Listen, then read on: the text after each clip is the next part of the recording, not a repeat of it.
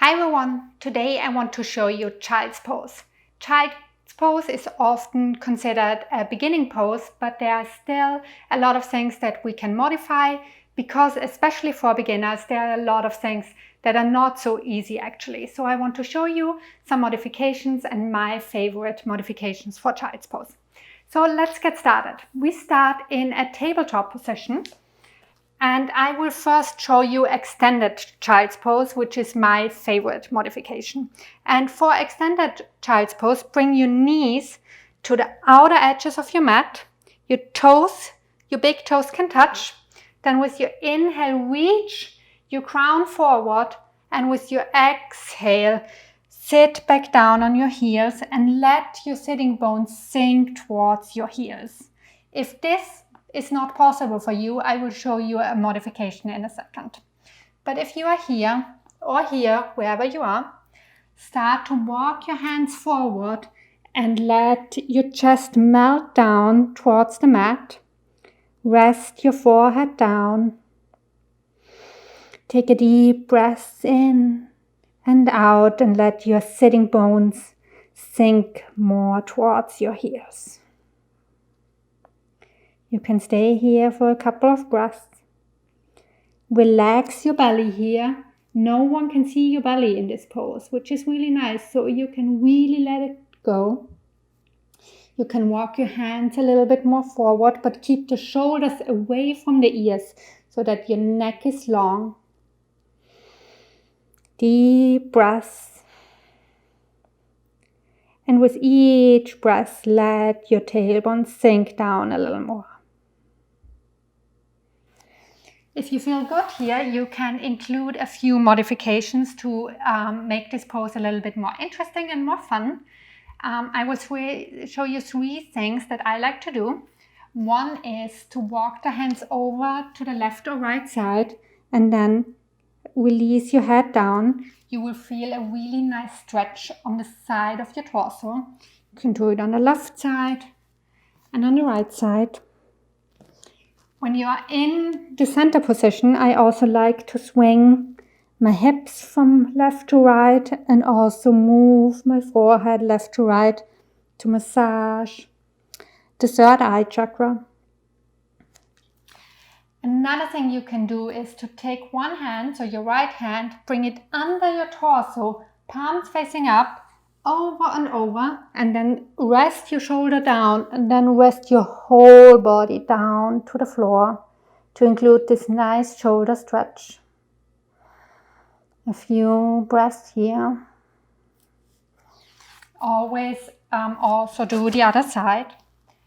And the last modification that I wanted to show you is if you're down in child's pose and you want to include a deep shoulder stretch and heart opening pose, you can bring your forearms up, palms together, and then walk your elbows forward, and you will feel a really nice stretch in this lower side of your shoulder blades, which we normally don't get in any other pose.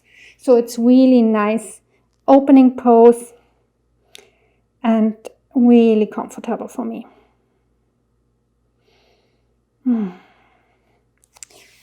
Okay. I will now show you a few modifications if child's pose is not that easy for you and if you want to use props. The first thing is a block. I know it's considered a beginner's pose, but I think it's actually pretty hard to sit back down on your heels in child's pose. So you could bring a block or a bolster under your sitting bones and then walk back forward. You can also use the block under your forehead here, if this feels too far away. Another thing that often happens is that it hurts in your knees. So if this is your problem, bring a blanket under your knees and then come to this pose. Make it pretty again. I also like, especially if I teach or I practice a more restorative class and I know I will stay in this pose for, let's say, up to 10 minutes.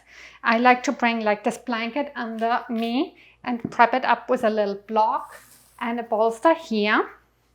And you can even use more things if you want. And then really lay down here and relax.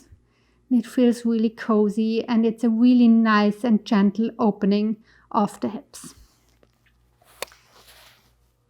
If you don't have a block and you still want to have something to sit on, you can also use the blanket here. And you can use any blanket from your sofa. You can use cushions from your sofa, anything that brings your hips up a little bit. And relax down. The last thing that I want to show you today is actually traditional child's pose. So for traditional child's pose, come back to your tabletop. We always start from here. Lengthen the spine. Bring your hips at this time not at the outside, but your knees are right below your hips. Lengthen your spine and then sit back down. Rest your forehead down. And then don't extend your hands out to the front, but bring them next to your legs, next to your feet, palms facing up, and then relax down. And here I try to send my breath to the center or the space between my shoulder blades. And with each breath, you feel how your shoulders relax down a little more. And if you work a lot at a computer, you will feel that it takes a few breaths that you can really relax. We hold so much tension in our shoulders that it's really hard to let go. So if you have a stressful day, just come to this pose for a few breaths or maybe a few minutes and really focus with each exhale to let go of the stress in your shoulders.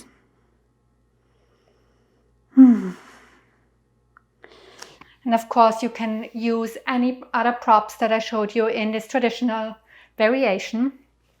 And I hope you like these little instructions to child's pose.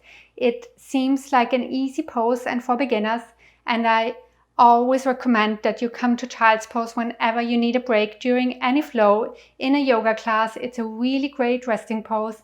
And use the props. I know it seems like a little strange if people say it's a beginner's pose and then it's still hard for you, and that's okay. So that's why we have props. I hope you enjoyed this, and I see you soon. Bye!